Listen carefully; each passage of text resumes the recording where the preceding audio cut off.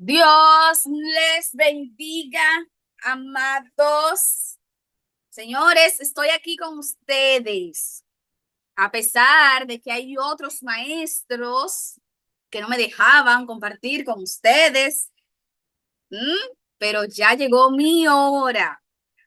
Yo estaba deseosa de otra vez poder dirigirme a ustedes y bueno, poder hablarles acerca de lo que a mí más me gusta hablar, que es de la palabra del Señor. Y hoy hay buenas noticias, pero antes vamos a encomendarnos a nuestro Padre Celestial. Padre, gracias te damos por esta noche, por este día que tú nos regalaste. Gracias por nuestras entradas, nuestras salidas, nuestras idas, nuestros regresos, por cada acción que pudimos ejecutar hoy, por tu misericordia, por tu gracia, porque tú nos amas, Señor, y, y tu bondad nos ha alcanzado. Señor, por favor, que esta noche sea como todas las demás noches, especial, un tiempo en el que podamos aprender de tu palabra, escuchar tu palabra, interiorizar tu palabra, reflexionar sobre tu palabra y que tu palabra, Señor, nosotros permitamos que tu palabra cale en nuestros corazones y pueda transformar nuestras vidas. Te amamos, Señor, y te agradecemos por la vida de cada uno de los que estamos aquí conectados para aprender de ti. En el nombre de Jesús. Amén. Amados señores, hoy es un día que yo no me doy por nadie. Pues les cuento, señores, que un día como hoy, hace un año, fue la primera clase de Biblia. Y hoy precisamente estamos celebrando nuestro primer aniversario. El primer jueves del mes de marzo del 2024 fue la primera clase que tuvimos. Amén, gloria a Dios, dice Odil. Así es, yo estoy, señores, feliz, feliz porque empezamos este camino. Eh, Confiados en la providencia del Señor, confiados en el sustento del Señor. Y el tiempo, es lo que yo le digo a ustedes, el tiempo pasa volando, el tiempo pasa rápido, sobre todo cuando estamos haciendo lo que nos apasiona hacer. Qué hermoso es poder celebrar con ustedes, señores, un año de estudio bíblico y un año que lo hemos aprovechado porque hemos perdido pocas clases, hemos perdido pocos estudios, la gloria y la honra es para el Señor, a pesar de que en este año hemos visto vaguadas, tormentas, situaciones de salud, un montón de cosas se han presentado, pero nos hemos podido mantener firmes en Cristo, ahí, constantes, perseverantes, y hoy cumplimos un año en este trayecto. Así que que ya saben, estoy feliz. Eh, y, y viendo también el avance de ustedes. O sea, saber que esos estudiantes que empezaron posiblemente sabiendo muy poco acerca de la Biblia, señores, hoy ya imparten una clase y lo hacen con un nivel de destreza y con un nivel de soltura y estudian su tema y leen su Biblia y preparan su exposición y yo los escucho y me maravillo y glorifico al Señor por sus vidas. Instarles, señores, el camino del conocimiento al Señor es un camino que termina cuando ya no estemos aquí en la tierra. Mientras estamos vivos, siempre habrá mucho que aprender del carácter de nuestro Dios. Así que motivarlos a que esto sea, este curso sea como el primer paseo por la Biblia y que la sed de ustedes profundizar en la palabra de Dios aumente y que cada día más ustedes anhelen, deseen con todo su corazón estudiar la palabra de Dios. ¿Y por qué es importante estudiar la palabra de Dios? Porque lámpara es a nuestro pie, a nuestros pies, su palabra, lumbrera a nuestro camino. El que conoce la palabra de Dios tiene la vida mucho más fácil. Tomar decisiones es mucho más fácil. Vive una vida con mucha más seguridad porque conoce las promesas de Dios, conoce al Dios fiel, conoce al Dios misericordioso y tiene una vida confiada en ese Dios. Así que conozcamos a nuestro Señor porque Dios busca adoradores en espíritu y en verdad, adoradores que lo conozcan a Él y lo busquen de todo su corazón. Y hoy, señores, ya vamos avanzando en los últimos libros del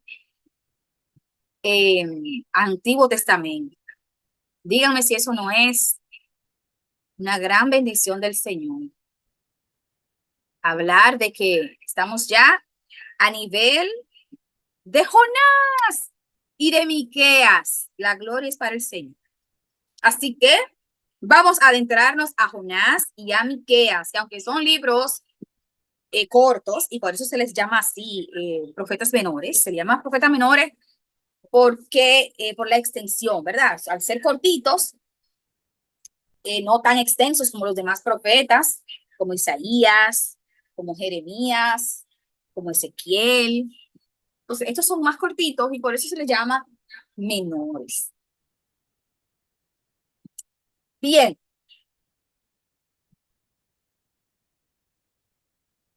Biblia en manos, yo confío que ustedes están sentaditos, cómodos, con una libretita, con un lapicero, tomando notas. Señores, Jonás, es posible que alguno de ustedes haya escuchado hablar de Jonás y tenga una idea acerca de quién fue Jonás y cuál fue su rol en la historia bíblica. Así que vamos a dar hoy un resumen breve, muy condensado, porque ya ustedes lo leyeron. Así que estamos hablando el mismo idioma, eso es lo bueno. El libro de Jonás es único entre los profetas menores, porque es el único entre los profetas menores que no habla acerca de profecías en sí mismo, sino que cuenta la historia de un profeta. ¿Okay? O sea, el libro de Jonás cuenta lo que pasó con Jonás, la vida de Jonás, cómo fue un evento en la vida de Jonás y así se desarrolla el libro. Así que el libro de Jonás, como ustedes pudieron ver al leer el libro, tiene 4 capítulos. Y esos 4 capítulos van redactando acerca de cómo Dios llamó a Jonás para predicar en una ciudad muy corrupta que se llamaba Nínive. Pero ¿qué pasó? Ustedes saben muy bien que en lugar de Jonás obedecer la voz de Dios, él pensó que él podía huir del llamado del Señor. Qué equivocado estaba Jonás. Y qué equivocado estamos nosotros también cuando creemos que podemos evadir una encomienda que Dios nos da. Dios envió una gran tormenta porque Jonás se subió a un barco, pero no en dirección hacia Nínive, sino hacia Tarsis, hacia una ciudad bastante lejos, distante, que es lo que sería hoy España. Así que en lugar de ir hacia la región árabe, la región árabe de hoy, él arrancó para España. Ya ustedes pueden imaginarse que fue en vía contraria. ¿Y cuántas veces nosotros también queremos caminar en vía contraria a los mandatos del Señor?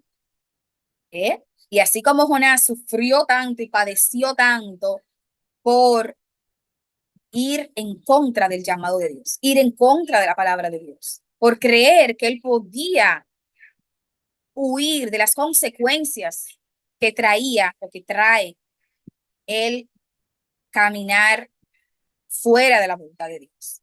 Dios envió una tormenta y esa tormenta provocó que los marineros echaran a Jonás al mar. Y allá ahí Jonás es tragado por un gran pez. Algunos dicen una ballena, un tiburón. Bueno, la Biblia dice pez, pero un gran pez, ¿verdad? En su interior en el interior de la ballena, oye, hasta yo dije ballena, en el interior del gran pez, Jonás oró y Dios tuvo compasión y misericordia de Jonás y lo liberó. ¿Cuántas veces nosotros nos pasa eso también, Porque no quiero que veamos a Jonás como, ay, el Jonás desobediente, el Jonás terco, el Jonás cabeza dura. No, póngale su nombre ahí, que yo le voy a poner el mío, Pero ¿cuántas veces el Señor no muestra hacia nosotros su misericordia y su gran bondad? ¿eh?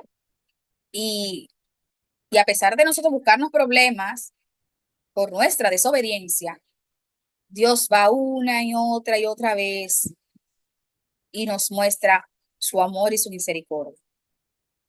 Finalmente, Jonás llega a Nínive, predica en Nínive y la ciudad se arrepiente. Dios sabía que ya los corazones de los ninivitas estaban preparados para que cuando Jonás llegase y predicara la palabra, ellos procedieran al arrepentimiento. Pero eso Jonás no lo sabía. Y Dios pudo haberle dicho desde un principio, Jonás, ve que ellos se van a arrepentir. Tranquilo, no te va a pasar nada.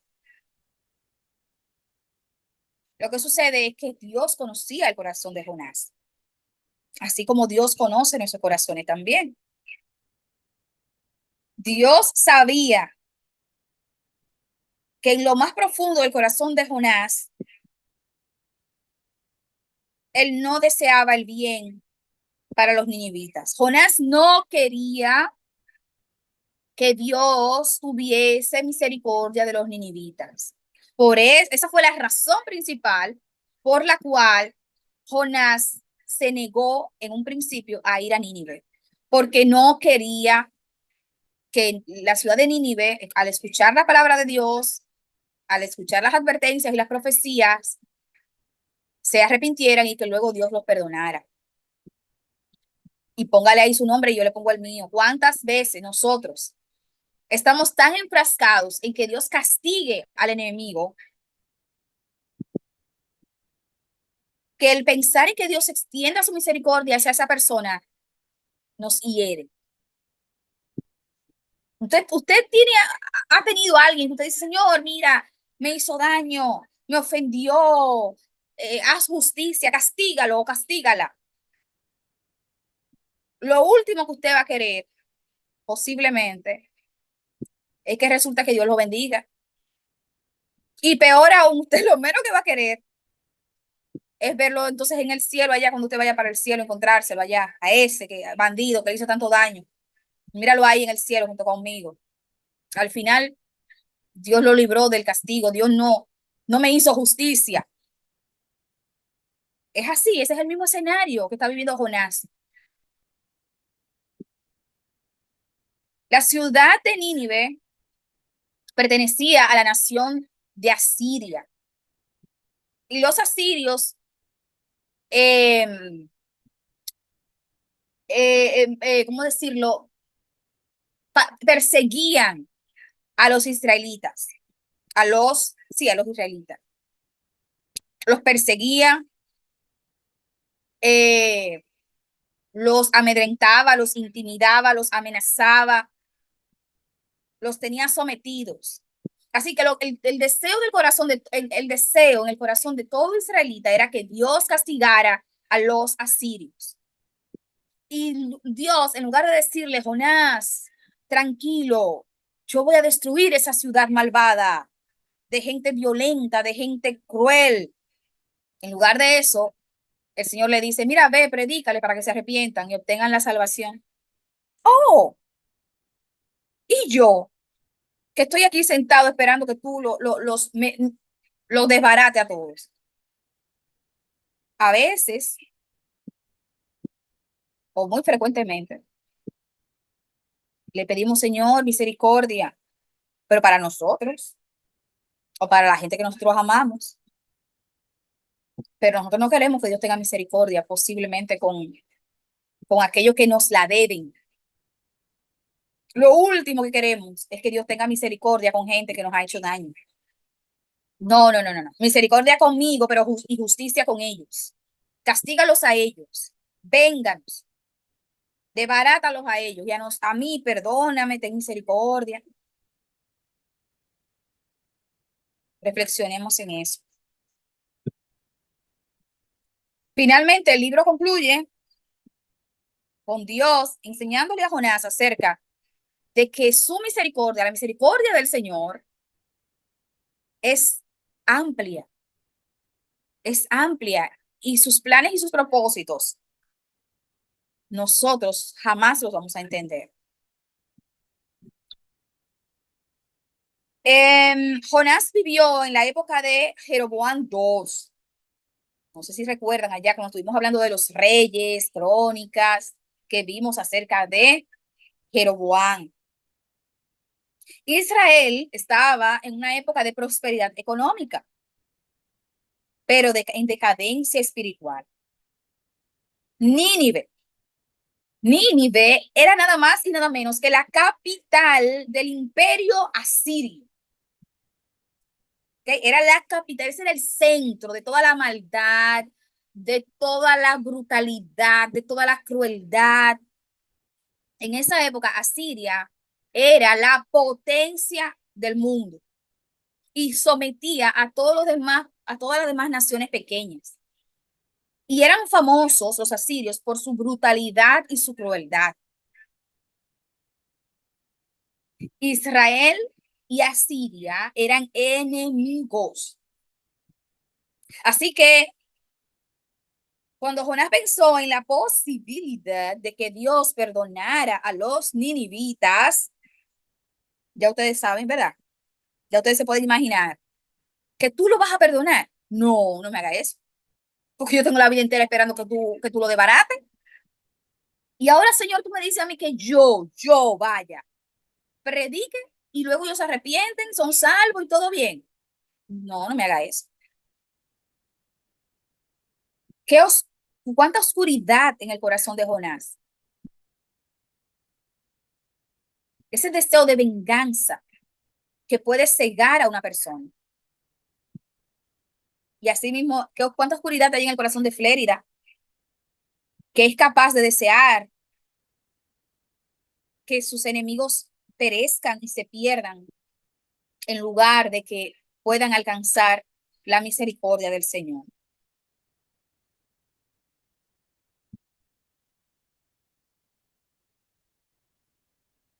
Lo interesante de la historia de Jonás es que inicia con un mandato de Dios. O sea, la historia empieza con Dios dándole un llamado a Jonás. Levántate y ve. Ve a Nínive. Pero no ve a Nínive porque ellos son buenos, ellos son nobles, pobrecito ellos, ay hombre, los asirios, no. Ve a Nínive, ¿por qué? Porque su maldad ha subido delante de mí, es decir, su maldad es tanta, yo estoy tan hastiado de tanta maldad, pero quizás Jonás esperaba que dijera que los voy a destruir, no, que les voy a dar la oportunidad de conocer al Dios verdadero.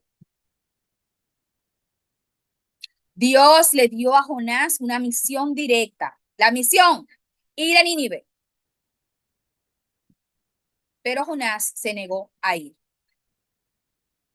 ¿Por qué?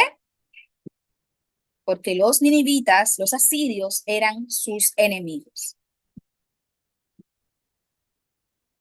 Jonás sabía muy bien que Dios es un Dios misericordioso y que si él predicaba en Nínive, ellos podían arrepentirse y Dios los iba a perdonar. Y eso era lo último que Jonás quería. Y ya ustedes saben lo que pasó. Lo siguiente en la historia es, ya lo dije, Jonás huyó en dirección opuesta. Va a Job, donde había un puerto, entrada y salida de barcos, compró un pasaje rumbo a Tarsis en dirección contraria al llamado del Señor. Dios envía una tormenta y los marineros asustados, desesperados, van y buscan a Jonás y dicen: Jonás, ¿qué tú haces durmiendo? Mira lo que está pasando. Y Jonás les explica y les dice: es por culpa mía. Recordemos que Jonás era profeta. Jonás podía escuchar la voz de Dios y entender los tiempos. Jonás confesó a esos marineros: miren, esto está sucediendo por mi causa, porque Dios me hizo un llamado y yo estoy huyendo de él. Y el mismo Jonás le dice a los marineros: la única forma de salvarse es que me lancen al mar. Los marineros como que no querían, tratando de buscar la vuelta. La misma Biblia dice claramente que ellos intentaron buscar alternativas para ver cómo, pero finalmente lanzaron a Jonás al mar. Inmediatamente que lanzaron a Jonás al mar, la tormenta cesó. Y ese sacrificio de Jonás provocó que esos marineros creyeran en Dios, porque ellos acababan de ver un milagro. Al sacrificar a Jonás y la tormenta cesar, ellos pudieron creer. Así que Jonás es tragado por un pez, un gran pez, y ahí dentro de el estómago del pez duró 3 días y 3 noches. Hasta que Jonás, señores, después de 3 días, yo no sé cuántos de ustedes, cuando están en un problema grave, esperan 3 días para orar al Señor y pedirle perdón. Jonás esperó 3 días para arrepentirse de su pecado, pedirle perdón al Señor, pedir la misericordia del Señor. Y luego que Jonás reconoció su pecado y reconoce que Dios es el dueño de su vida, entonces Dios ordena al pez que lo vomite en tierra. ¿Y saben dónde fue que lo vomitó? En Nínive. Señores, el pez supo obedecer a Dios. El pez Dios le dijo: mira, es en Nínive, ve en vía contraria, ve para allá. Y el pez derechito fue obedeciendo a la voz de Dios. El mar obedeció a Dios. La tormenta obedeció a Dios. Hasta los marineros obedecieron a Dios. Pero Jonás, el profeta, el hijo de Dios, pensaba que podía huir y desobedecer el llamado de su Señor. Y así somos nosotros. El sol sale en obediencia a Dios todos los días por el mismo lugar. La luna por el mismo lugar todas las noches en obediencia al Señor. La semillita usted la siembra, nace la matita con las hojitas por obediencia a Dios. La lluvia cae y se detiene, obedece a Dios. Los pajaritos vuelan y por obediencia. Toda la naturaleza está sujeta a la voluntad de Dios. Pero nosotros, y muchas veces nosotros mismos, los hijos de Dios, nos damos el lujo de creer que podemos vivir nuestras vidas apartados de la voluntad de nuestro Padre. Y lo peor de todo es que queremos vivir nuestra vida como nosotros queremos y al mismo tiempo esperamos bendición. Porque yo supongo que Jonás esperaba llegar con bien a Tarsis y pasarla bien allá y disfrutar. ¿Mm? El mensaje que Jonás le dio a la tierra de Nínive fue breve, conciso y preciso. Jonás llegó a Nínive y le dijo: Nínive, de aquí a 40 días serás destruida. Tú eres que sabe lo que vas a hacer. Y los ninivitas escucharon y creyeron en el mensaje. Se arrepintieron. Inmediatamente, señores, no fue que espérate, déjame evaluar. No, no, no, no. Inmediatamente. Ah, es así. Ok, ya. Proclamaron ayuno, clamaron a Dios por misericordia, se arrepintieron y el Señor les extendió su perdón y su misericordia.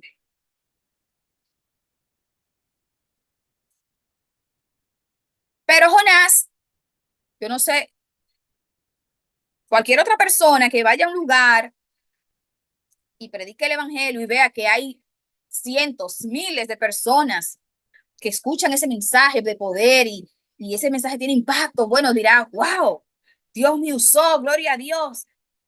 Pero no, Jonás estaba pataleando como un muchachito, rabioso, furioso. Yo dije lo que Dios me dijo que dijera, pero no era que yo quería decirlo tampoco, ¿no? Y mira ahora, para colmo, la gente ahora, mira, un mensaje que yo di tan desabrido. El mensaje que yo he dado con menos ánimo en mi vida entera. Y mira los resultados que obtiene. Jonás no se lo podía creer.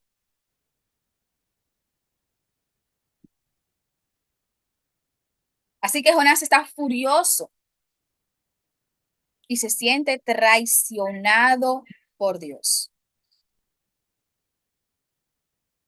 Así que Dios le da una lección a Jonás. Jonás estaba en una zona a la intemperie, calurosa, en una zona desértica, rocas, no había árboles, no había sombra. Así que Dios le hace crecer una planta cerca para que le dé sombra. Y ahí Jonás se recuesta debajo de la calabacera. Qué rico esta sombrita que Dios ha provisto para mí. Ay, que mira qué cómodo estoy. Aquí voy a echar un sueñito, voy a descansar debajo de esta sombrita que Dios me ha dado. Qué rico, ¿eh? Cuando te encuentras una matita donde meterse, cuando hay un solazo. El que ha ido a Boca Chica entiende lo que estoy diciendo. Si usted encuentra esa palmita, esa matica, y ay, vamos a meternos aquí abajo. Pues bien, pero resulta que al día siguiente, cuando Jonás se despierta, se da cuenta de que la planta estaba seca, que un gusano le cayó así como un bicho, un gusano, y la destruyó a la plantita. Ya saben cómo se puso Jonás. Caramba, lo único bueno que me ha pasado aquí en este lugar fue esa matita, esa sombrita. Y ahora ya también la perdí. Así que estaba molesto. Y ya se evidencia que Jonás era una persona con un temperamento colérico, fuerte, siempre estaba enojado, desobediente. Se gobernaba, hacía lo que quería, terco. Así que Jonás estaba furioso porque acababa de perder esa sombrita que Dios le había dado. Así que Dios le dice: oh, pero Jonás, ¿y tú estás tan enojado por esa calabacera, por esa plantita? Oigan la respuesta tan dramática de Jonás. Jonás le dice al Señor: sí, estoy enojado, hasta la muerte estoy molesto. Es decir, como me voy a morir de un pique, como diríamos nosotros los dominicanos. Me voy a morir de un pique, algo así fue, de una rabia, del enojo. Y Dios le responde de una manera muy contundente. Dios le dice, ajá, ¿tú te molestas porque esa calabacera murió, se destruyó? ¿No tendré entonces yo piedad de Nínive, aquella gran ciudad donde hay más de 125,000 personas que no saben discernir entre su mano derecha y su mano izquierda y muchos animales? Es decir, a ti no te ha importado que esa gente pudiera perderse. Todo lo contrario, eso era lo que tú deseabas. Pero tú te entristeces por una planta. Para ti, que se pierda, que se muera esa plantita, es más importante a que 125,000 personas se pierdan. Señores, y ahí hay un tema que yo estaba reflexionando hace unos días y es el tema de la coherencia. Qué difícil es ser coherentes en la vida. Qué desafío tenemos nosotros tan grande, que es el de vivir en coherencia. Y en estos tiempos, la coherencia es un término, es una palabra que la gente ni la entiende. Coherencia es que lo que tú hablas y lo que tú haces y como tú piensas y como tú sientes, todo vaya alineado, que tenga sentido una cosa con la otra. Por ponerle un ejemplo, señores, hay personas que son vegetarianas porque ellos dicen que les dan pena que maten a una gallina. Y para que no maten a la gallinita, al pollito, a la vaca, al chivo, entonces ellos están negados a comer carne, porque es una injusticia matar un animal. Pero muy probablemente ustedes lo ven a esa misma persona en una marcha promoviendo el aborto. Es una injusticia matar al chivito, es una injusticia matar a la gallina, pero matemos al bebé, matemos al niño. Y así vivimos. Cuando nuestros intereses se ven afectados, nos olvidamos muchas veces de la coherencia, de lo que habíamos dicho antes, de cuánta lógica hay entre lo que hacemos y lo que decimos. Y eso es lo que Dios le dice a Jonás. Tú eres un incoherente. Tú te enojas por la matita, pero tú querías ver a 125,000 personas, seres humanos, hechos a mi imagen y semejanza. Tú lo querías ver perderse a todos. Que Dios nos ayude a reflexionar sobre la coherencia en nuestras vidas. Y en todos los aspectos. El tema de la coherencia es muy amplio, pero mantener un solo discurso no es fácil, es realmente un reto. Que Dios nos ayude a ver la vida, a ver el mundo, a ver las cosas a través de los ojos de Dios y no a través de nuestros propios intereses y menos a través de nuestro corazón negro, vengativo, rencoroso, que fue el gran problema de Jonás. ¿Que tenía razón? Posiblemente. Él sufrió mucho. La nación de Asiria mató a muchos israelitas. Los tenían sometidos, le quitaban dinero. Posiblemente él tenía razón para desearle el mal a los asirios. Pero él era profeta de Dios. Él tenía un llamado y el llamado está por encima de nuestros deseos y de nuestros propios intereses. Y es un tiempo para reflexionar acerca de nuestro llamado. ¿Cuál es tu llamado en la vida? ¿A qué tú sabes que Dios te ha estado llamando y tú pretendes huir? Yo te diré, mira, la historia de Jonás a mí me llama mucho la atención, siempre me ha llamado la atención porque tiene muchas aplicaciones a nuestras vidas. Y yo pienso en la historia de Jonás y yo digo, caramba, ese viajecito a Nínive, él pudo haberlo hecho haciendo coro con los marineros, tranquilo, quieto ahí, haciendo nuevos amigos, conversando, haciendo cuentos, riéndose, durmiendo, descansando, en un viaje placentero, un viaje bonito, pero por su decisión, como consecuencia de sus acciones, el viaje a Nínive lo hizo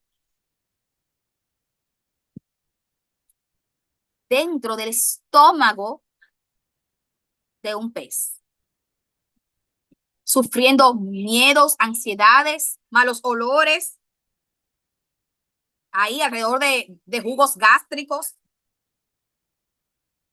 oscuro, un lugar oscuro, tenebroso,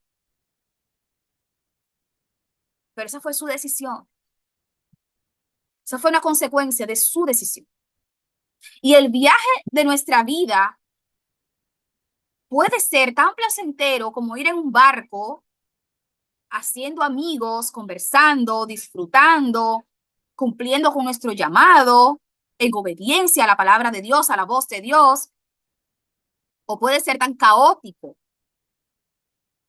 como viajar en el estómago de un pez. Y ahí, esa es una decisión muy individual. Yo he decidido y le pido al Señor que me ayude a vivir mis días en esta tierra, en el barco, sustentada por Él, guiada por Él, y que me ayude cada día a vivir de acuerdo a su voluntad. Que yo sé que es el camino que va a traer paz, gozo, paciencia, bondad, benignidad, mansedumbre, amor. Todos esos son los frutos el fruto del Espíritu. Y eso viene a través de la obediencia a la palabra de Dios. Así que, y lo digo tanto para los estudiantes que están aquí en línea, como para los que van a ver la clase luego virtualmente, el viaje, como quiera lo vas a dar,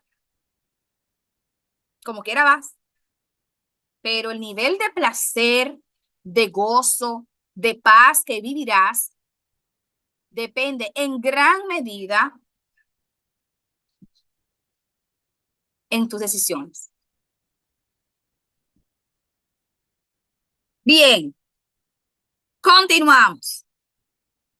Citas más destacadas del libro de Jonás. Y esto me gusta mucho, señores. Esto de las citas destacadas es interesante porque usted le tira foto a la pantalla y usted se propone repetir diariamente una cita o, para hacerlo más rápido, 2 versículos diarios. Usted los repite y lo repite y lo lleva con usted el día entero y lo repite y lo repite y lo puede escribir y pegarlo en una puerta, en una pared, en la nevera. Y ya usted va a pasar el día completo repitiéndose esos dos versículos.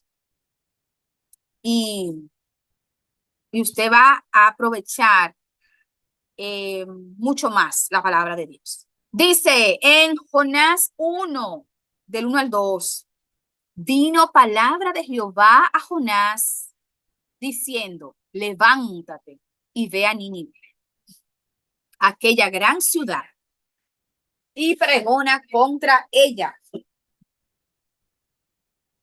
porque su maldad ha subido delante de mí. Y continúa diciendo Jonás 1:3, y Jonás se levantó, pero no para ir, sino para huir de la presencia de Jehová. Y descendió a Job y halló una nave que partía para Tarsis.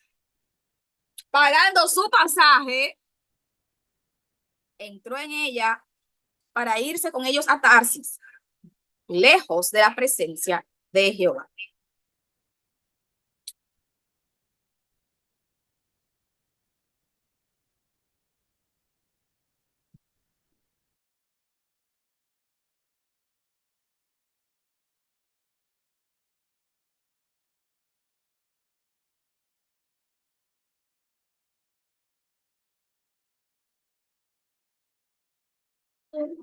Perdón, ya estoy aquí, me dio un poco de tos.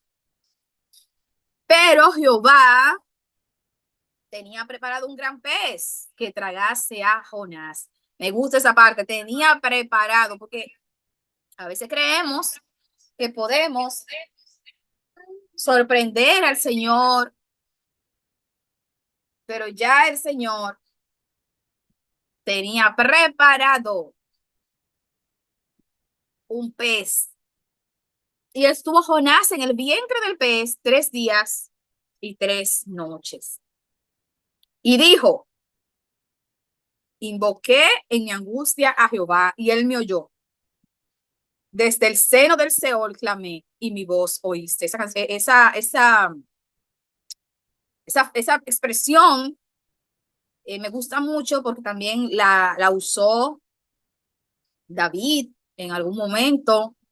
Daniel la usó también. Y hablar de que Dios me respondió en mi angustia es bien significativo, es hermoso.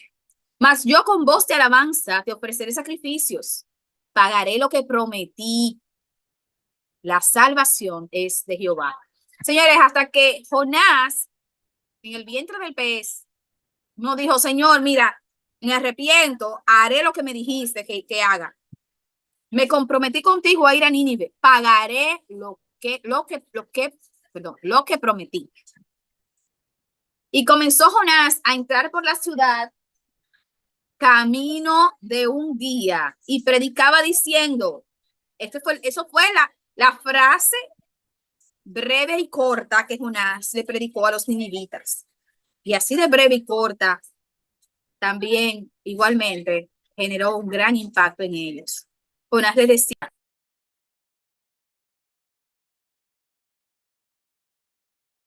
de aquí a 40 días, Nínive será destruida. Vamos con el versículo 7, de los más destacados del libro. Y los hombres de Nínive creyeron a Dios y proclamaron ayuno y se vistieron de cilicio, desde el mayor hasta el menor. Eso fue lo que no le gustó a Jonás.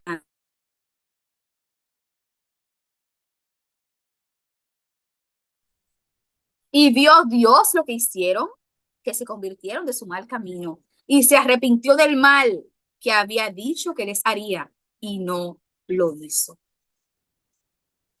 Y oró a Jehová y dijo, ahora, oh Jehová, ¿no es esto lo que yo decía estando aún en mi tierra?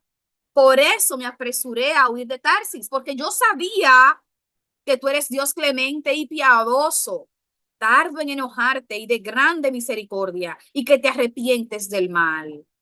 Ahí Jonás está confesando, Señor, yo sabía que esta gente se iba a arrepentir y que tú lo ibas a perdonar, y por eso yo huí. Y el Señor ya en el último versículo dice, ¿y no tendré yo piedad de Nínive?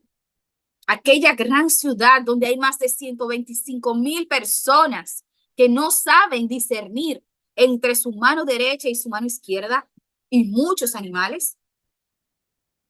El Señor sabía que la gente de Nínive no había tenido la oportunidad de conocerlo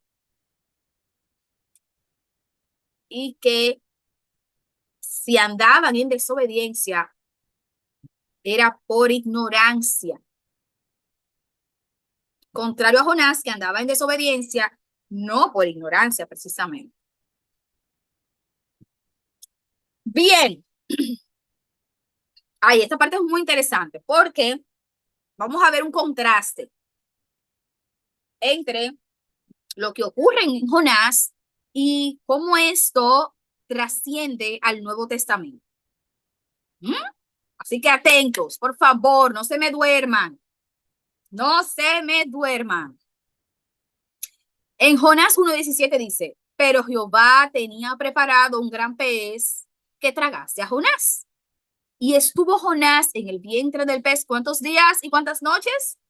3 días y 3 noches. ¿Y a quién nos recuerda eso? ¿Mm? ¿A quién nos recuerda eso? Jonás estaba dentro del pez 3 días y 3 noches.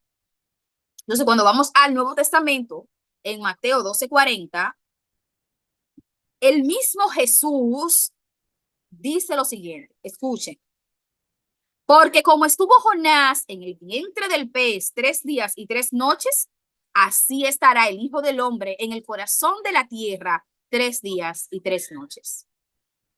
Si usted no conoce la historia de Jonás, tampoco va a poder entender esas palabras de Jesús.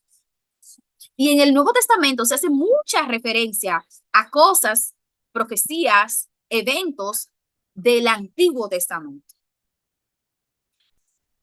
Sí, cuando vayamos a Mateo y veamos ahí el capítulo 12, verso 40, ya usted de una vez va a conectar con lo que Cristo quiso decir. Jonás, capítulo 3, del 5 al 10, dice esto. Y los hombres de Nínive creyeron a Dios y proclamaron ayuno y se vistieron de cilicio, desde el mayor hasta el menor de ellos. Bien, estamos de acuerdo ahí, ¿bien? ¿Y dónde se ve eso en el Nuevo Testamento? Prestemos atención. Cuando vamos a Lucas, en el Nuevo Testamento, dice lo siguiente. El mismo Jesús es que lo dice, ¿eh? Los hombres de Nínive se levantarán en el juicio contra esta generación y la condenarán. Oigan, qué interesante. Porque ellos se arrepintieron con la predicación de Jonás. Y miren, algo más grande que Jonás está aquí. Sí, Jesús dijo, señores, el mismo Hijo de Dios vino aquí y les está hablando a ustedes y ustedes no le creen. Sin embargo, Jonás fue a Nínive y ellos se arrepintieron. Toda la nación se arrepintió. Así que esos hombres de Nínive se van a levantar en el juicio contra ustedes. Es una forma de decir, ellos, esa historia con Nínive, les será enrostrada a ustedes. Les será un elemento de juicio. Porque yo que soy el Hijo de Dios, yo que soy Dios mismo, estoy aquí y ustedes a mí no me creen.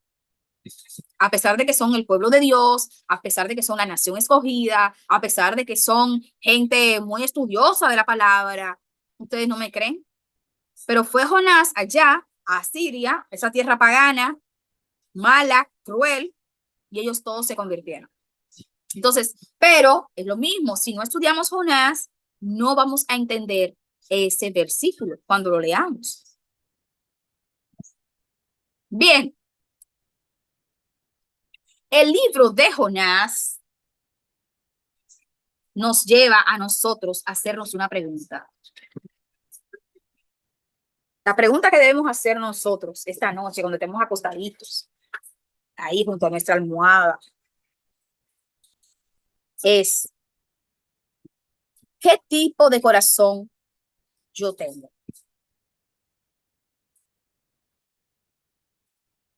Jonás representa a esos hijos de Dios que que quieren gracia y misericordia para ellos mismos, pero que quieren justicia para los demás.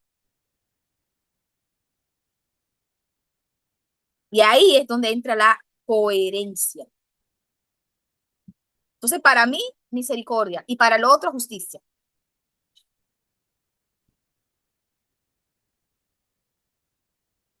Jonás es un libro que desafía nuestro orgullo y nos hace ver la falta de amor que tenemos hacia los perdidos. Y sobre todo cuando esos perdidos de alguna manera nos han hecho daño. Con el libro de Jonás, nosotros nos miramos a un espejo y vemos esa tendencia que hay en nuestro corazón de querer lo bueno para nosotros y lo malo para los demás. Señor, a mí bendíceme, aunque al otro se lo lleve el pájaro mal. Así que, ¿cómo podemos aplicar el libro de Jonás a nuestras vidas?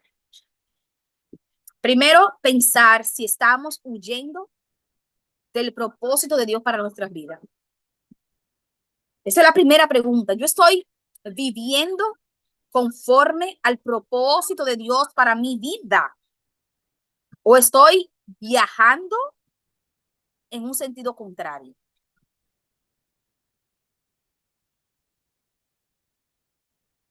Debemos pensar si nosotros somos esos que juzgamos y condenamos a los que no tienen el conocimiento y la fe que tenemos nosotros. Porque podemos caer en el error de Jonás. Jonás despreciaba a la gente que Dios quería salvar. Dios tenía un plan de salvación con Nínive, pero resulta que Jonás odiaba a esa gente. Por eso es que tenemos que orar pidiéndole al Señor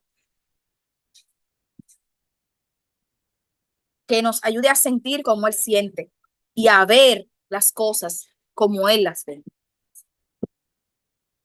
El libro de Jonás nos guía hacia una actitud de confianza en la misericordia de Dios. Dios, el corazón de Dios busca salvar, no condenar. El deseo de Dios no es condenar.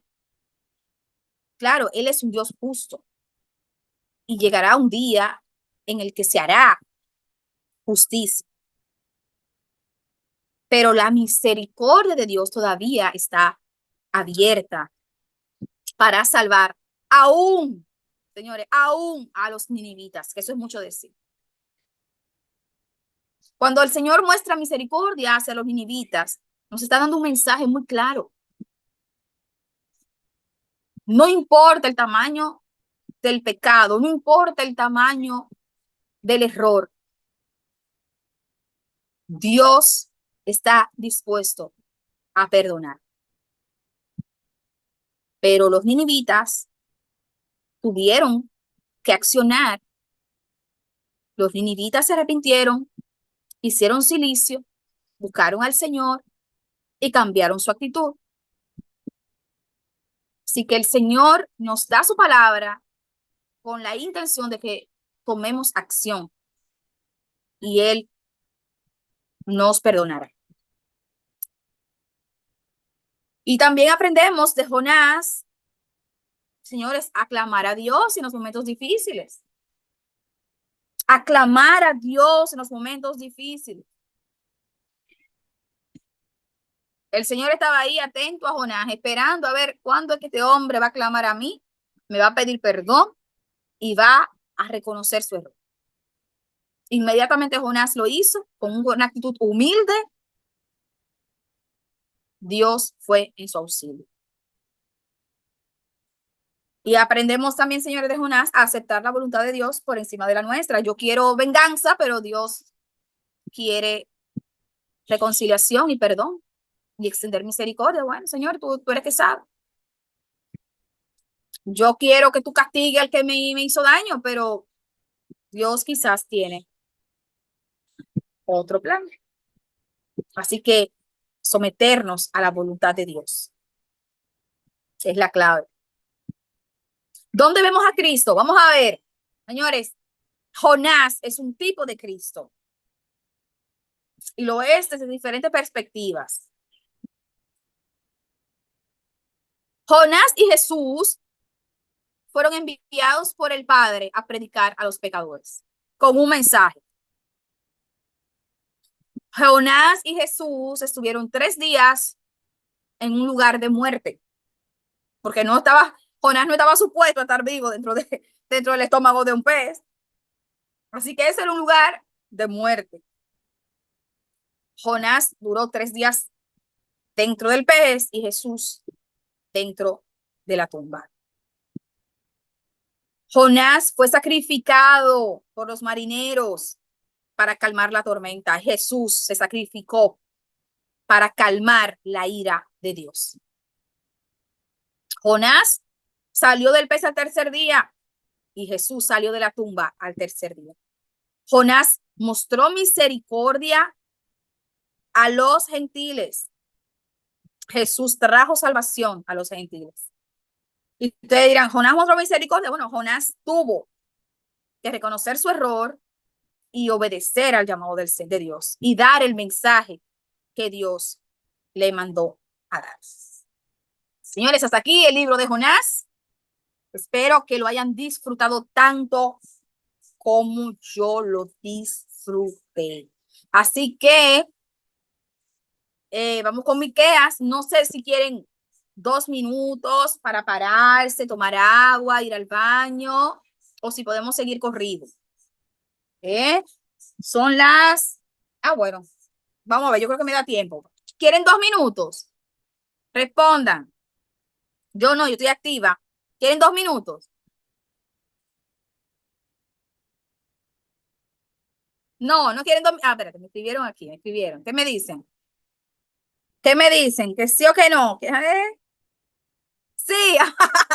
Bueno, pues volvemos a la I-18, ¿ok? A la I-19. 9:19. Retornamos para que beban agua y vayan al baño. Nos vemos.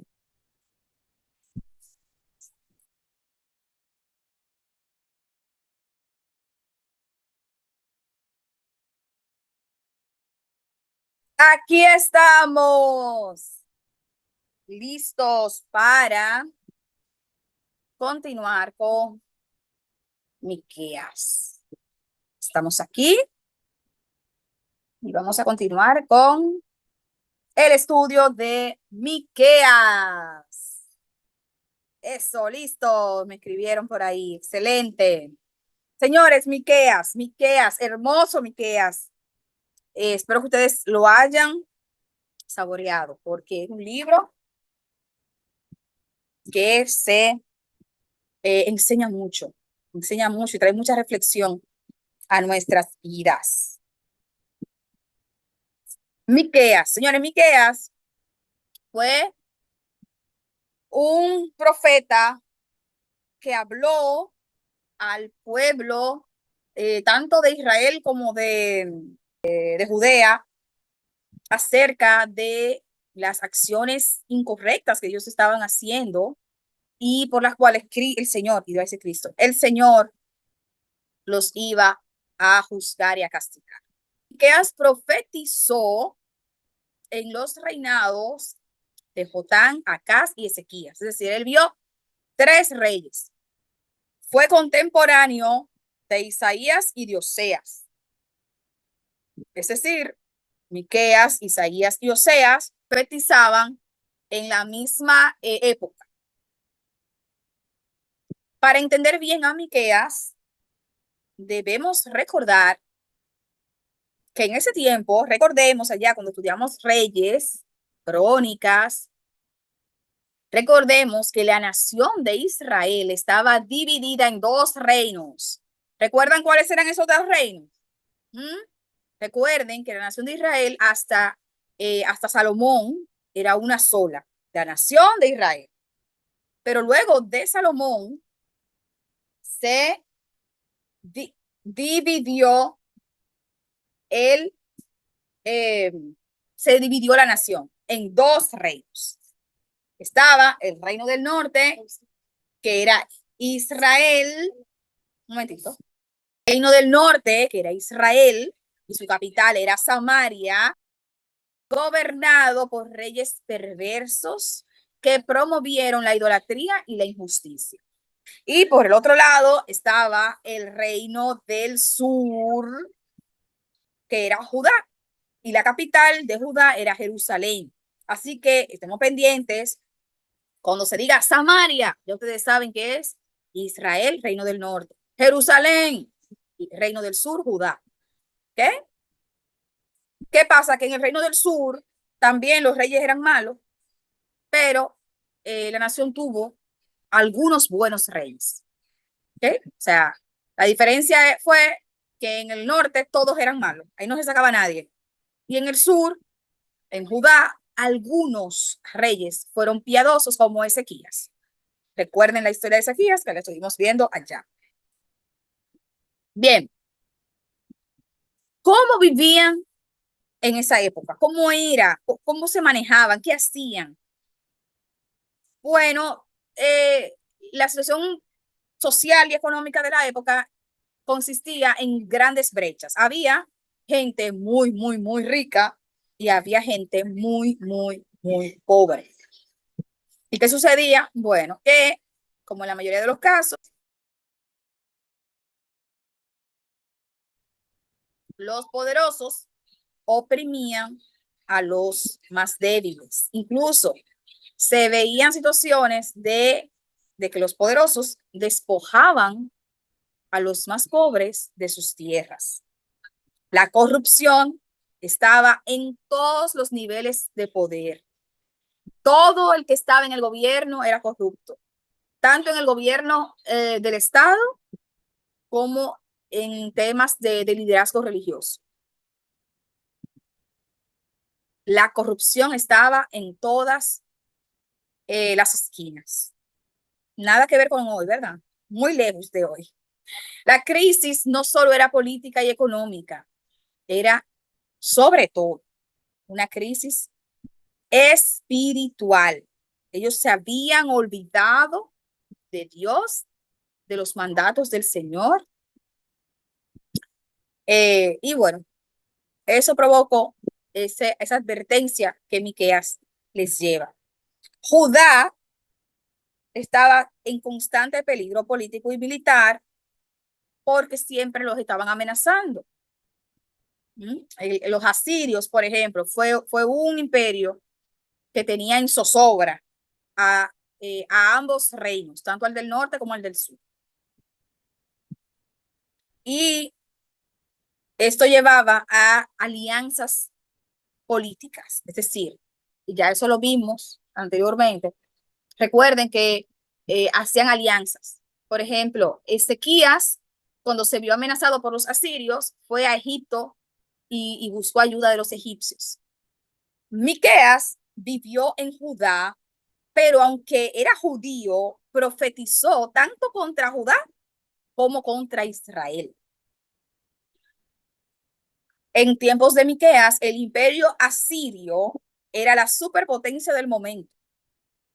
Los reyes asirios eran crueles, conquistaban con brutalidad y exigían impuestos a las naciones para no ser destruidas. Ah, tú no quieres que yo te invada, pues págame un impuesto. Ah, tú no quieres que yo te conquiste, pues mira, yo quiero esto que tú me des. ¿Eh? Ya vamos entendiendo a Jonás, ¿verdad? Con el tema de los asirios. Bueno, eh, surgieron algunos eventos interesantes en la historia. En el 722 antes de Cristo, Asiria conquistó el reino del norte. Eso lo vimos. Recuerden, Asiria finalmente conquistó Samaria y destruyó la parte de Israel. Entonces quedaba Judá. Y como solo quedaba Judá, al ver lo que le pasó a los hermanos israelitas del lado de Israel, se asustaron y comenzaron a pagarle impuestos, tributos a Asiria para evitar que Asiria los conquistara. Eso sucedió en el reinado de Ezequías. Exacto, en el reinado de Ezequías. Espero que lo recuerden. Eso lo estuvimos viendo. ¿Se acuerdan? Cuando Ezequías abrió la carta en el templo y fue donde el Señor dijo, Señor, mire esta carta que me están mandando, están amenazando. Y el Señor dijo, tranquilo, yo controlo eso. Bueno, yo espero, si no se acuerdan, vayan a la clase de Reyes y búsquenlo. Bien, desigualdad, como decíamos, y la corrupción imperaban en la época de Miqueas. Eso era lo que se veía. Corrupción por todas partes y desigualdad.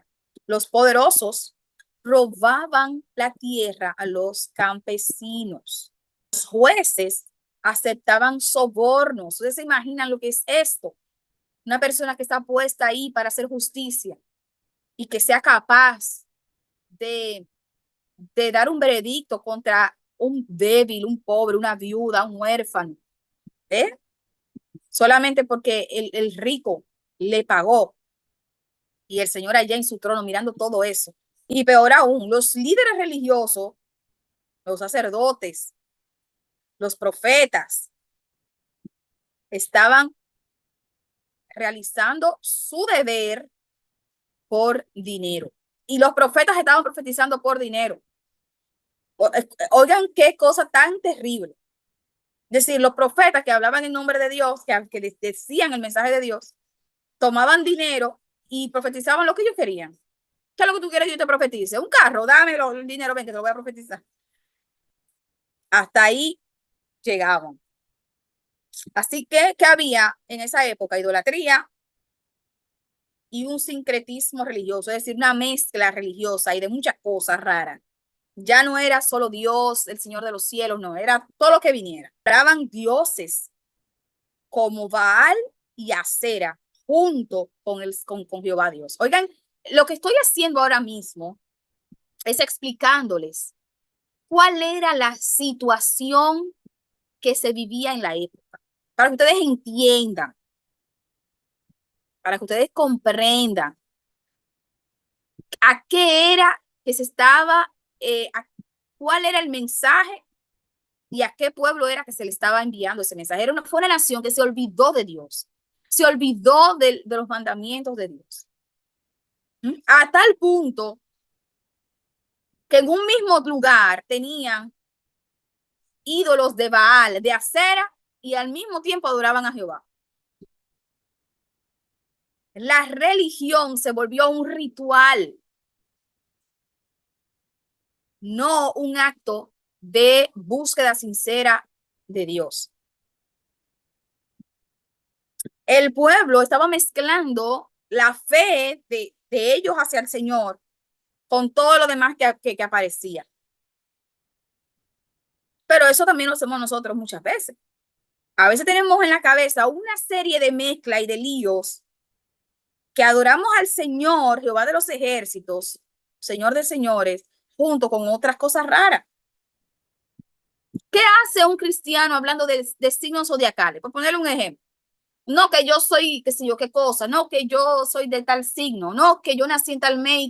¿Qué hace un cristiano hablando de eso? Eso es paganismo. ¿Mm? ¿Qué hace un cristiano hablando de que yo me soñé, que los números que me salieron, que mira que yo me soñé con dientes y eso significa tal cosa, que yo me soñé con carne y eso señores, eso son también prácticas que nada tienen que ver, nada tienen que ver con lo que Dios nos ha enseñado. Porque a veces leemos la palabra y decimos, ay, qué malo eran los israelitas, qué malo eran los judíos. Pero nosotros también caemos en eso mismo. ¿Qué hace un cristiano con una tirita roja en la muñeca, de que para el mal de ojo? ¿Qué hace un cristiano con eso? O poniéndoselo a los hijos, peor todavía. Poniéndole a los bebés de una tirita roja para que no. ¿Qué es eso?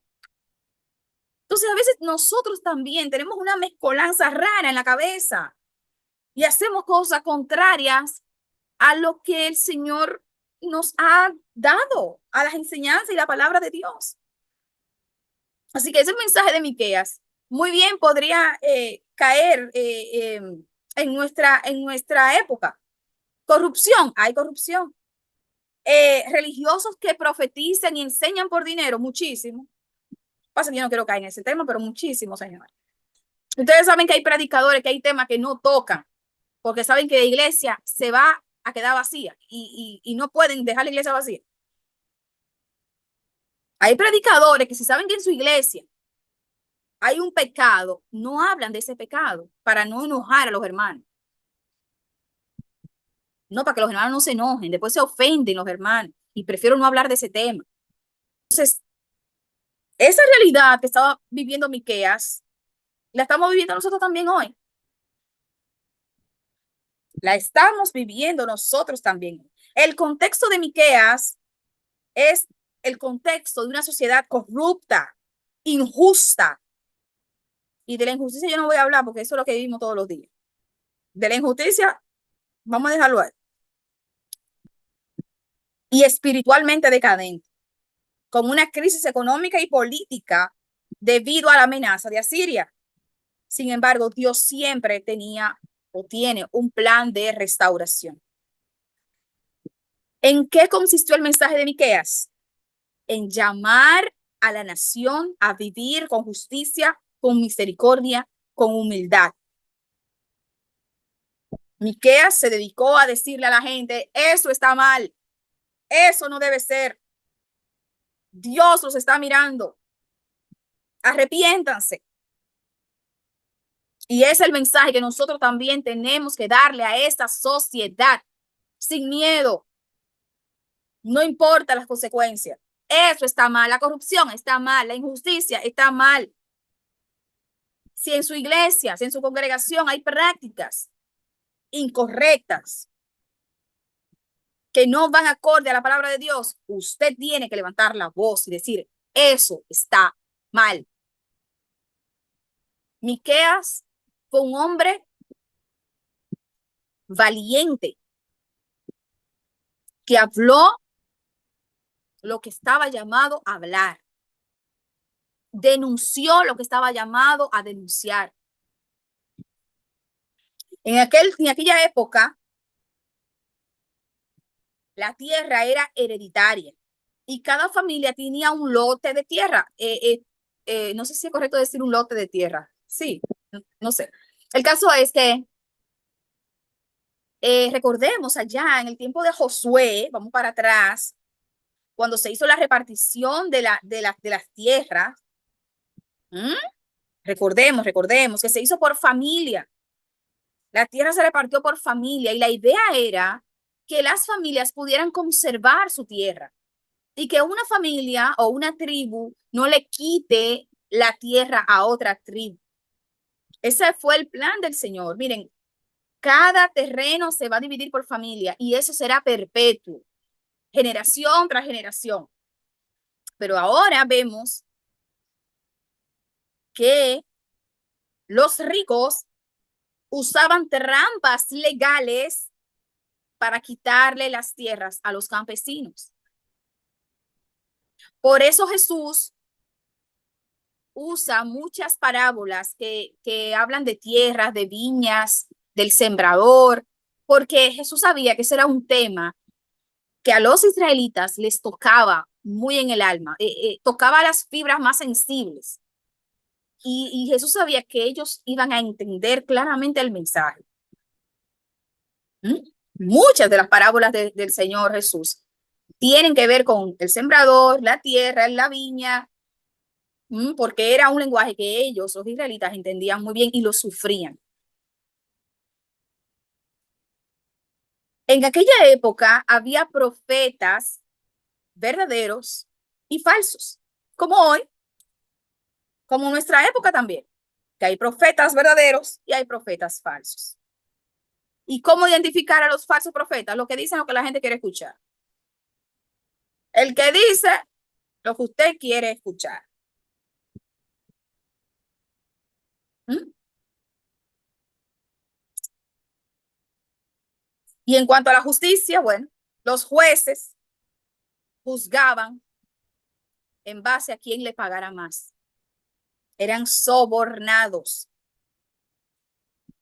Y en cuanto a las prácticas religiosas, a la religión, la gente hacía las cosas por ritualismo. Y Miqueas les dijo, Dios quiere un corazón sincero, más que rituales vacíos. La gente se preocupaba más por la apariencia y no por honrar a Dios. Que Dios nos libre de vivir vidas espirituales de apariencia. Señores, Miqueas se dedicó a denunciar el pecado tanto de Israel como de Judá, tanto del reino del norte como del reino del sur. Y el mensaje era claro: Dios está harto de la idolatría, Dios está harto de la injusticia, Dios está harto de la corrupción. ¿Ustedes creen que si Miqueas hubiese sido pastor en esta época, con una iglesia, con una congregación, cuántos miembros ustedes creen que tuviese la iglesia de Miqueas? Yo creo que no fuera mucho, pero ahí se identifica en esos mensajes de confrontación, esos mensajes que ayudan, que sacuden. Ahí se identifica a un profeta de verdad o a un profeta que lo que dice es motivacional. Vamos, tú puedes, eh, confía en ti, atrévete. Bueno, seguimos. Y el mensaje de Miqueas fue: Dios traerá juicio sobre Samaria y sobre Jerusalén. Ahí están las dos capitales de los dos reinos. Dios condena a los que roban tierras y riqueza a los pobres. En fin, Miqueas le decía, el pecado tiene consecuencias. No puedes actuar en pecado y esperar que nada pase, porque Dios está en su trono y Dios observa y Dios juzga. Pero es interesante que también Miqueas anuncia esperanza.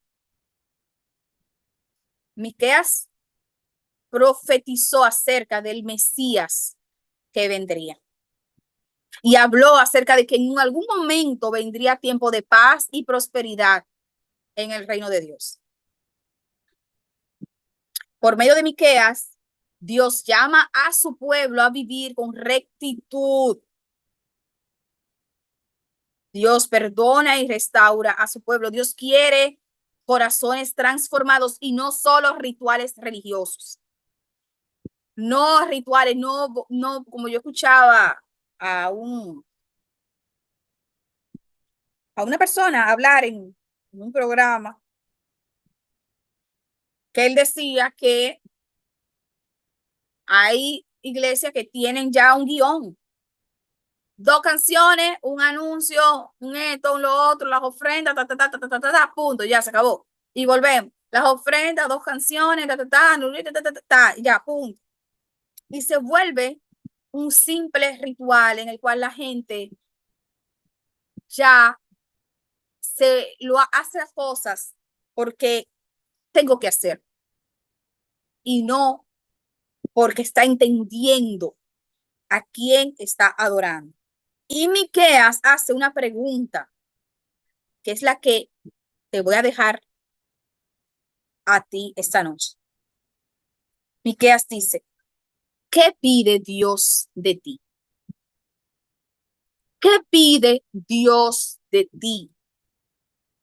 ¿Qué pide Dios de mí? ¿Qué Dios espera de Flérida? Yo creo que esa es una pregunta existencial que todos debemos hacer. ¿Qué pide Dios de mí? ¿Qué es lo que Dios quiere de mí? Y el mismo Miqueas responde. Él dice, él pide que hagas justicia, que ames, que hagas misericordia y que te humilles ante tu Dios. Hacer justicia, amar la misericordia y humillarte ante tu Dios. Tres cosas pide Dios de nosotros: justicia, amor y rendición, que nos rindamos ante Dios con un corazón humilde. Así que vamos a reflexionar en estas tres preguntas esta noche. ¿Cómo se parece mi sociedad, la sociedad en la cual vivimos, a la sociedad en la que vivió Miqueas? ¿Qué encontramos de parecido? ¿Estamos nosotros confiando en Dios o estamos confiando en alianzas humanas, que eran lo que hacían los reyes en aquella época? Se olvidaban del Dios de su salvación y recurrían a alianzas estratégicas con naciones paganas. Y eso provocó la decadencia espiritual, la mezcolanza de religiones, en los líos que tenían en la cabeza, porque pusieron su confianza y su seguridad en naciones y no en su Dios. Y la tercera pregunta que debemos hacernos es, cuando yo adoro a Dios, ¿lo hago como un ritual o realmente esto tiene un impacto en mi corazón? Cuando yo abro la Biblia, lo hago porque ay, ya yo tengo el estudio bíblico, me dicen que tengo que leer la Biblia, déjame ver y rápido pasar. ¿O es algo que yo entiendo lo que significa para mi vida y para mi relación con Dios? Cuando yo voy a la iglesia, yo entiendo lo que significa congregarme, yo estoy entendiendo lo que significa o lo estoy haciendo como un ritual. Porque, ay hombre, ¿para qué? Porque ya yo estoy acostumbrado o acostumbrada. Cuando yo oro, yo entiendo la importancia que tiene la oración en mi relación con Dios, o lo hago por salir del paso y decir que oré, y decir que oré. Recordemos que uno de los problemas de la época de Miqueas era precisamente que la gente no estaba ya entendiendo el por qué, el por qué.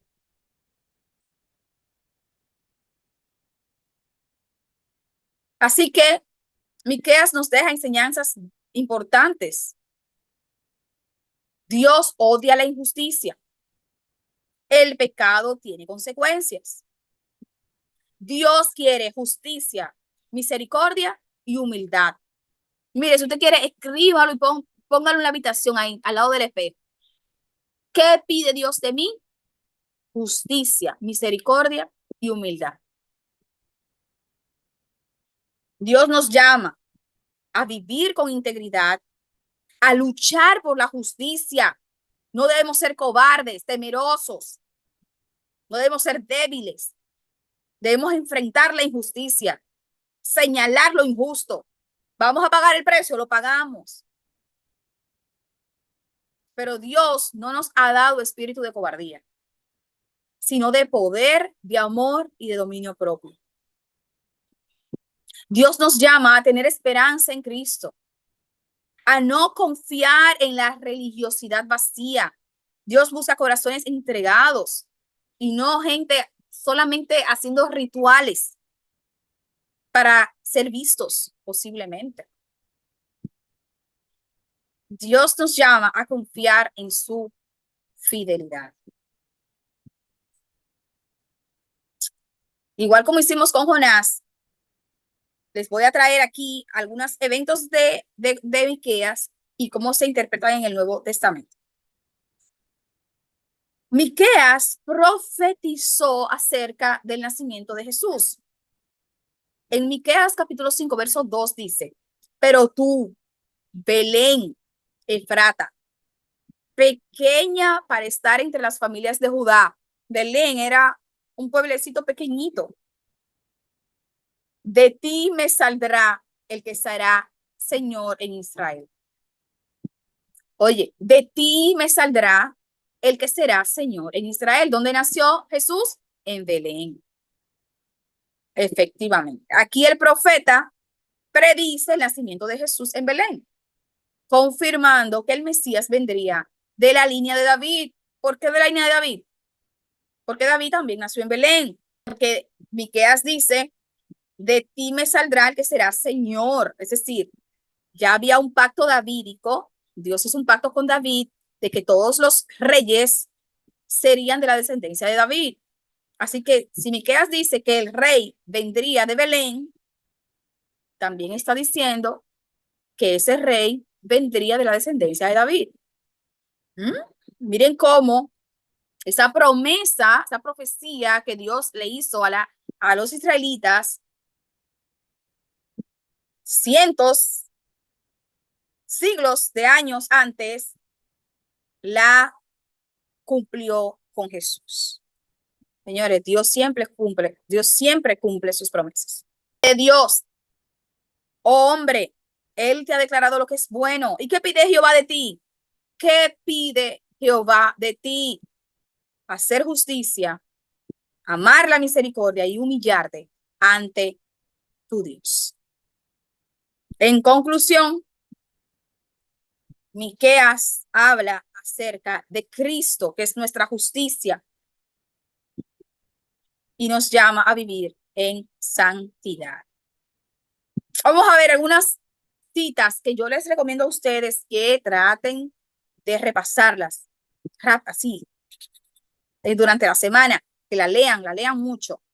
Oíd, pueblos todos, está atenta tierra y cuánto hay en ella. ¿Por qué? Porque Dios juzga las naciones. Dios es juez de todas las naciones, no solo de Israel. Hay de los que piensan iniquidad y maquinan el mal en sus camas. Hay de los que están ahí acotaditos ahí pensando de cómo yo voy a salirme con la mía mañana en la oficina. ¿Cómo yo voy a lograr salir de perencejo, meterle el pie para que tropiece? Ups. Dice la palabra ay de ellos. Ay. Cuando la Biblia dice ay, es ay. Sus jefes juzgan por cohecho y sus sacerdotes, perdón, sus jueces juzgan por cohecho y sus sacerdotes enseñan por precio.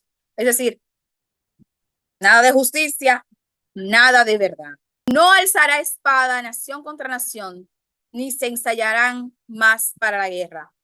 Eso es a futuro, ¿eh? Dios promete una paz futura, viéndose al reino de Cristo, donde ya no habrá espada de una nación contra la otra, ya no habrá guerra. Gloria a Dios por eso. Hacer justicia, amar misericordia y humillarnos ante Dios es lo que el Señor espera de nosotros. Yo esperaré en el Dios de mi salvación. Qué hermoso, me encanta ese versículo. Yo esperaré en el Dios de mi salvación. Aunque caí, me levantaré. Aunque more en tinieblas, Jehová será mi luz. Señores, son regalos que le estoy dando esta noche. Dígame si ese versículo no es hermoso para terminar la noche. Aunque caí, me levantaré. Y aunque esté en tinieblas, Jehová será mi luz. Wow. Señores, les estoy regalando palabras de esperanza de parte del Señor. Que Dios como tú, que perdona la maldad y olvida el pecado. Qué hermoso, ¿eh? Qué bello. Señor, tú perdonas mi maldad y olvidas mis pecados. Qué bello. Echará a lo profundo del mar todos nuestros pecados. Qué precioso. Y esa secuencia de ver a Jonás y luego a Miqueas, qué lindo es recordar que el Señor es un Dios de misericordia y de perdón, que restaura nuestras vidas. El propósito es Cristo. ¿Dónde vemos a Miqueas? Perdón, ¿dónde vemos a Cristo en Miqueas? Miqueas dice, de cierto te reuniré, te recogeré del el resto de Israel, lo juntaré como ovejas de Bosra. Bosra es una ciudad de Edom. Aquí Jesús es ese buen pastor que reúne a todas sus ovejitas de todas partes del mundo, las reúne para formar su pueblo. Qué bello. Ahí vemos a Cristo, en ese buen pastor profetizado por Miqueas. Vemos a Cristo cuando Miqueas dice: oíd ahora, príncipes de Jacob y jefes de la casa de Israel, ¿no corresponde a vosotros conocer el derecho? Lo que Miqueas está diciendo es: ustedes que están para hacer justicia, no hacen justicia. Pero qué hermoso que en Cristo tenemos un juez de toda la tierra, y ese sí va a darnos justicia perfecta. Dice Miqueas 7:8: cuando caí, me levantaré. Aunque more en tinieblas, Jehová será mi luz. ¿Quién es nuestra luz? Cristo es nuestra luz. Esa luz en las tinieblas es nuestro Señor Jesucristo. Qué precioso. Me encanta este estudio de Jonás primero y luego Miqueas. Creo que nos cayó muy bien. Y ya finalizando, vamos a ver la comparación. Los dos, tanto Jonás como Miqueas, fueron profetas menores. El libro de Jonás se centra en la historia de un evento, ¿okay? Lo que pasó con Jonás. Y la historia de Miqueas, perdón, el libro de Miqueas se centra en la denuncia que Miqueas hizo a Israel y a Judá sobre sus pecados. Jonás pertenecía al reino del norte y Miqueas venía del reino del sur. Jonás venía de los siglos 783, es decir, Jonás fue primero que Miqueas. Y el tema central de Jonás era aquel corazón o aquella actitud que quiere gracia para sí misma, pero justicia para los demás. Y el tema central también de Jonás es ese carácter perdonador y restaurador de nuestro Dios. El tema central de Miqueas es la denuncia del pecado. La denuncia del pecado y el anuncio de la justicia de Dios. Señores, hasta aquí llegamos con Jonás y Miqueas. Yo sé que nos extendimos un poquito, pero miren, fue sin desperdicio. Creo que el Señor nos ha hablado a nuestros corazones esta noche. 2 libros que nos han confrontado ambos. Que esta noche podamos irnos a descansar en meditación. Vamos a orar para despedirnos. Padre, gracias te damos por este tiempo. Gracias porque como te pedimos en un inicio, así lo has hecho. Te pedimos que nos hablaras, que nos guiaras. Y Señor, nos sentimos edificados por tu palabra. Gracias, Padre. Gracias por las enseñanzas que nos traes a través de la vida de Jonás. Y gracias por la valentía de Miqueas, que nos alienta a imitarlo también, Señor, y a denunciar las injusticias y las acciones incorrectas de nuestra sociedad. Pero también nos instan a hablarle al mundo de ese Cristo que es la luz, que es la salvación, que trae perdón y reconciliación al mundo. Te amamos, Padre, y te damos las gracias por este tiempo. En el nombre de Cristo Jesús. Amén. Amados, que Dios les bendiga. Espero que descansen muy, muy bien. Será hasta la próxima clase. Bye, bye. ¿Por qué recomendar Dios contigo? Este es un libro devocional con el cual vas a tener esa relación íntima con el Señor.